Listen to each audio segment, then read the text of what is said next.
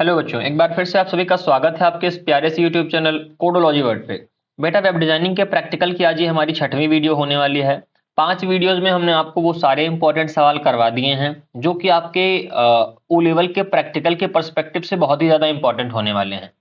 तो आपको उन वीडियोस को एक बार जरूर जा करके देखना है, और हमने आपको वहां पर यह भी बताया है कि आपको किस किस टॉपिक को पढ़ना है और बाकी सारी चीजों को छोड़ देना है, और क्यों छोड़ देना उसकी वजह भी हमने आपको प्रॉपर तरीके से बता रखी है पिछली वीडियोस में।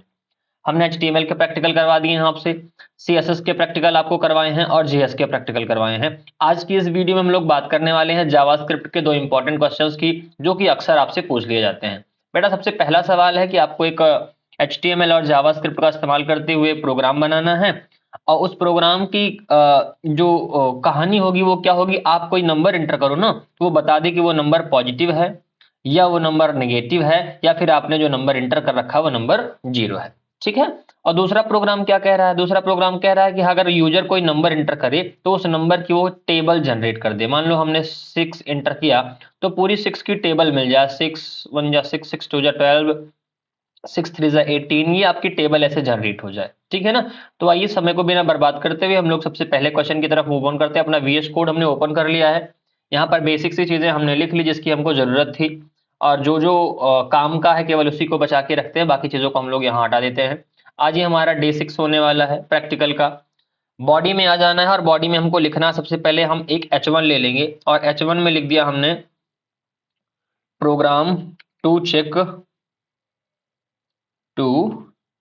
Check the number is positive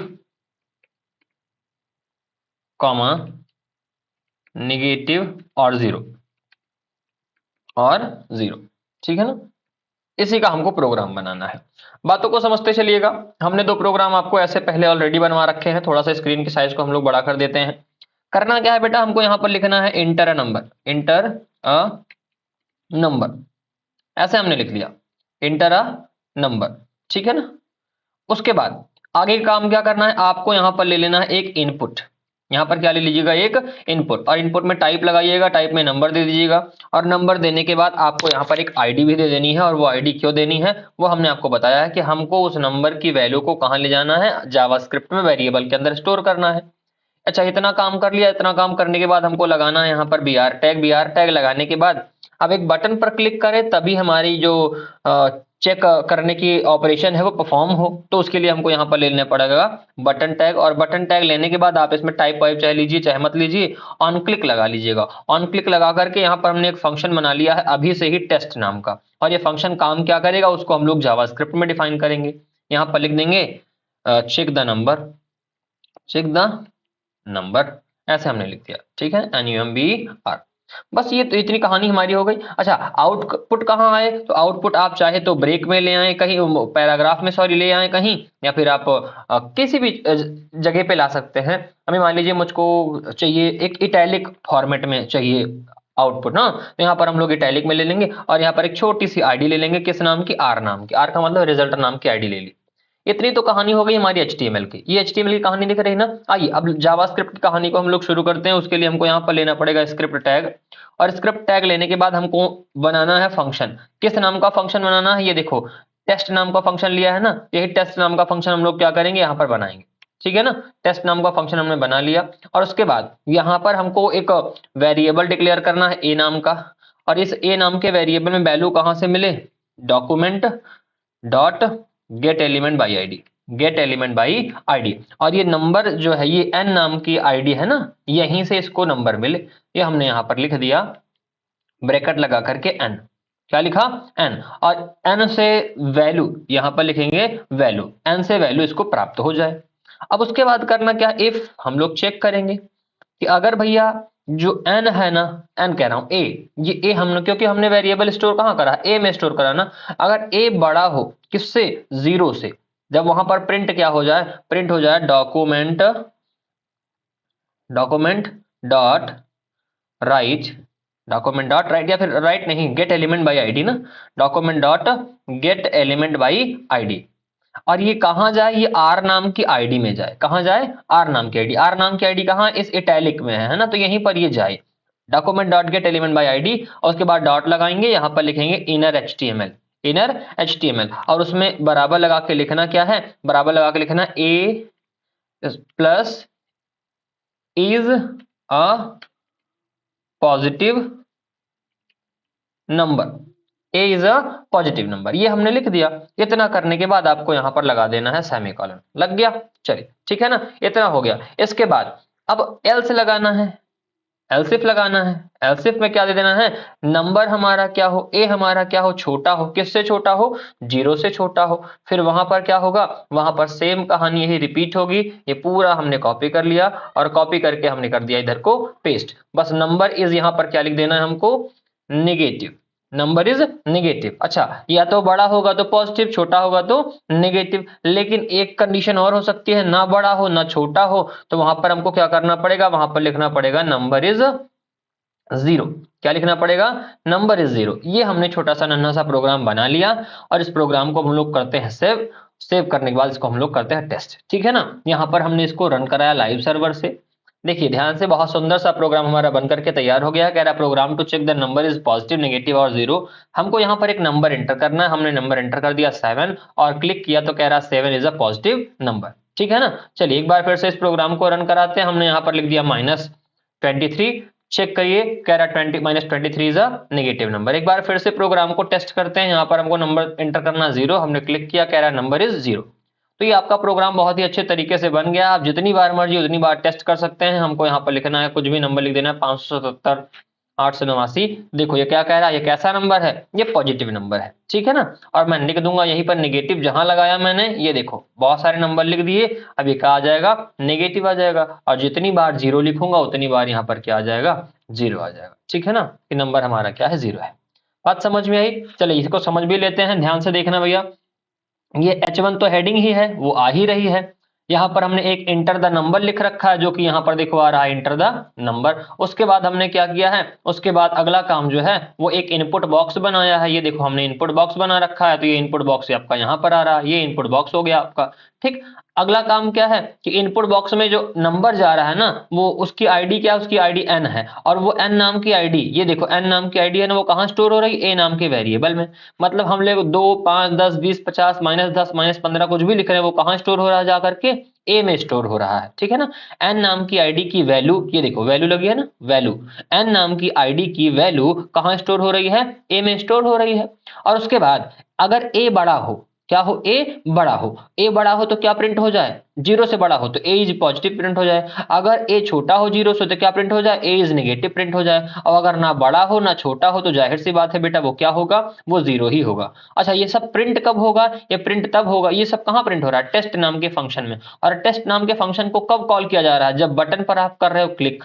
test नाम का फंक्शन कब कॉल हो रहा है, जब बटन पर कर रहे हो आप क्लिक। और बटन पर क्लिक करने के बाद देखो ये document dot gate element by ID कहाँ जा रही है, आर नाम के आईडी में। और आर कहाँ है, आर यहाँ इटैलिक में है, ठीक है ना। ये कहाँ है, इटैलिक में। यहां से आप इटैलिक हटाना चाहते हो, मार्क लगाना चाहते हो, पिछली वीडियो हमने आपको मार्क लगा के बताया था, तो यहाँ पर आप मार्क लगा सकते हो। ऐसे हमने मार्क लगा दिया। मैं सेव कर लूंगा, सेव करके यहाँ पर रन कराऊंगा। आप ध्यान से देखना बेटा, आपका जो नंबर है ना वो मार्क टैग में आ जाएगा। मैंने लिखा मार दिया, देखो ध्यान से देखो, -7 -7 इज अ नेगेटिव नंबर। बात समझ में आई ना। ये सारी चीजें आपको समझ के रखनी है। हमारा प्रोग्राम बहुत ही सुंदर तरीके से, बहुत ही अच्छे तरीके से बन गया, ठीक है ना। चले आगे, आइए आगे चलते हैं अगले प्रोग्राम की तरफ। अगला प्रोग्राम हमसे क्या कह रहा है, ये देखो अगला प्रोग्राम हमसे कह रहा है हमको एक नंबर एंटर करना है। एक नंबर हमको क्या करना है, एंटर करना है। और अगर वो नंबर एंटर किया जाए ना, तो आपको उसकी टेबल जनरेट कर देनी है। जैसे हमने नंबर एंटर कर दिया 7, तो 7 1 जा 7, 7 2 जा 14, 7 3 जा 21। इस तरीके से आपको टेबल जनरेट कर देना है, कितने भी बड़े नंबर की, ठीक है ना। आइए उसको हम लोग बनाते हैं और उसको हम लोग बात समझने की उसकी प्रयास करते हैं। क्या करें, यहाँ पर एक नया प्रोग्राम बना ले। चलिए, या फिर इसी को रहने दिया जाए, नहीं, शुरू से ही बताते हैं एकदम। हम लोग क्या करते हैं, इस पूरे प्रोग्राम को यहां से हटा देते हैं। एकदम अच्छे से समझिएगा स्टार्टिंग से। देखो ध्यान से, सबसे पहले हमने डॉक टाइप एचटीएमएल ले लिया, और जो काम का हमारे नहीं है उसको हम लोग यहां से हटा देते हैं, ठीक है ना। यहाँ पर हम लिख दिया suppose that question 2, QUE question 2। Body में आ जाना है, और बॉडी में आने के बाद यहाँ पर आपको लिखना है H1 लगाना है। लगाइए, नहीं मत लगाना है, मत लगाइए। देखिए program to generate the table, program to generate the table, ये हमने एक प्रोग्राम बनाया है। और उसके लिए हमको क्या करना पड़ेगा, यहां पर लिखना पड़ेगा inter a number, inter a number. देखो सेम पैटर्न पे इसलिए बता रहा हूं ताकि आप कंफ्यूज ना हो, अभी दूसरे तरीके से भी मैं आपको इन चीजों को बताऊंगा, ठीक है ना। उसके बाद यहां पर क्या लेना है, यहां पर आपको लेना है इनपुट, इनपुट ले लिया। इनपुट के अंदर आपको लेना पड़ेगा यहां पर टाइप, टाइप ले लिया। टाइप के बाद लेना पड़ेगा नंबर, नंबर ले लिया। आईडी लगाने की जरूरत है, लगाने की जरूरत है तो आप लगा दीजिए। आई नाम का हमने क्या ले लिया यहां पर, एक आई या फिर नम नाम का, एक अनम नाम की आईडी ले लो, नम नाम की आईडी ले लिया। उसके बाद यहां पर आपको लगाना क्या है, 2-3 BR लगा दीजिए ताकि अगली कहानी नई लाइन से स्टार्ट हो। बटन बना देना है ताकि बटन पर क्लिक करें तब जाकर के हमारा वो जनरेट हो टेबल। ऑन क्लिक लगाया, ऑन क्लिक में कौन सा फंक्शन लगा देते हैं, टेबल नाम का फंक्शन भी बना लेते हैं। और आईडी इसकी बनाई थी हमने, नहीं बनाई थी तो यहां पर भी आईडी बनाने की जरूरत नहीं है। यहां पर क्या लिखूंगा, जनरेट द टेबल या फिर जनरेट टेबल, केवल ऐसे लिख दिया जनरेट टेबल। बात समझ में आ गई। उसके बाद टेबल कहां जनरेट होनी है, तो टेबल आपको जनरेट होनी है पैराग्राफ में, जनरेट करना चाहते हो पैराग्राफ में जनरेट कर दो, या आपकी जहां इच्छा है आप वहां उसको जनरेट कर सकते हो, ठीक है ना। सपोज दैट मुझको अभी पैराग्राफ में जनरेट करना है, मैंने पैराग्राफ में जनरेट कर दिया और आईडी बराबर लगा दिया आर। आईडी बराबर का लगा दिया आर या RES, कुछ भी आप लगा दो।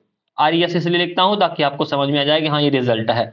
देन उसके बाद जावास्क्रिप्ट की कोडिंग स्टार्ट होगी। स्क्रिप्ट हमने ले लिया, स्क्रिप्ट लेने के बाद यहाँ पर एक फंक्शन बनाते हैं। फंक्शन हमको किस नाम का बनाना है, टेबल नाम का फंक्शन बनाना है। और टेबल नाम का फंक्शन बनाने के बाद अगला काम क्या करना है, यहाँ पर हमको एक वेरिएबल ले लेना है, किस नाम का, एन नाम का वेरिएबल। और एन नाम का वेरिएबल जो है वो डॉक्यूमेंट कहां से पाए, वो document dot gate element by ID उसको मिले, वो क्या है, document dot gate element by ID.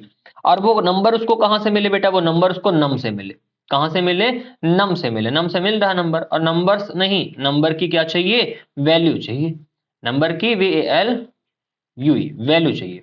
उसके बाद अगला काम क्या करना है, अगला काम ये करना है कि आपको लगाना है एक लूप, आपको लगाना एक लूप वेर आई बराबर 0, आई बराबर 0 से शुरुआत हो और आई कहां तक चले, आई चले छोटा रहे 10 तक, और आई में होता है 1 का इंक्रीमेंट। उसके बाद बस इसमें आपको प्रिंट ही करना है केवल, बस सारी कहानी सारा कॉन्सेप्ट किस चीज का है, प्रिंट करने का है, document dot gate element by ID इतना।